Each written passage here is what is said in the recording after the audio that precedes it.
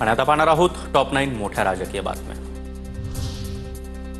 विधानसभेनंतर परिषदेमध्ये जनसुरक्षा विधेयक मंजूर, विरोधकांचा मात्र गदारोळ। बाळासाहेबांनी ज्या नक्षलवादी विचारांना मारलं त्याला आम्ही खतपाणी घालणार नाही, विरोधी पक्षनेते अंबादास दानवे संतापले। हे विधेयक जनतेच्या नाही तर भाजपच्या सुरक्षेसाठी आणलं, उद्धव ठाकरेंचा जनसुरक्षा विधेयकावरून हल्लाबोल। हे विधेयक राजकीय हेतूने प्रेरित, देशद्रोही नक्षलवादी असा उल्लेख करून सुधारित बिल आणा मग पाठिंबा देतो, उद्धव ठाकरेंची भूमिका।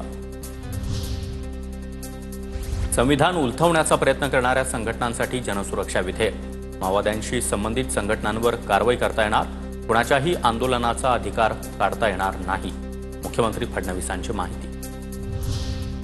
विरोधकांचा सभात्याग नक्षलवादाला समर्थन करणारा होता, बाळासाहेबांनी लेफ्टी माओवादी विचारधारा संपवली असं बोललो, त्यावर ठाकरे गटानं आक्षेप घेतला। त्यांनी बाळासाहेबांचे विचार सोडून कम्युनिस्ट विचारधारा स्वीकारली, प्रसाद लाड यांचा निशाणा।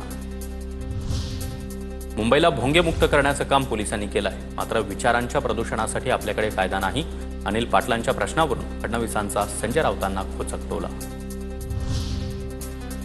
संजय गायकवाड टॉवेल बनियान गँगचे नेते, आमदार निवासातल्या कॅन्टीनमधील मारहाण प्रकरणावरून संजय राऊतांची टीका। मी जीवघेणी मारहाण केली नाही, फक्त प्रसाद दिला, मारहाणीवर गायकवाडांची प्रतिक्रिया। तर मारहाण जाणीवपूर्वक केल्याचं म्हणत कारवाईला घाबरत नसल्याचंही वक्तव्य।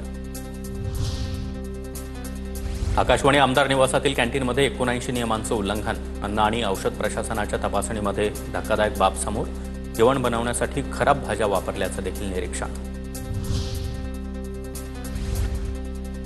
मराठीवर प्रेम असल्यास उद्याच अजान मराठीत सुरू करा, राज ठाकरेंच्या मीरा रोड दौऱ्यावर नितेश राणेंचं आव्हान। राज ठाकरे 18 जुलैला मीरा रोडचा दौरा करणार।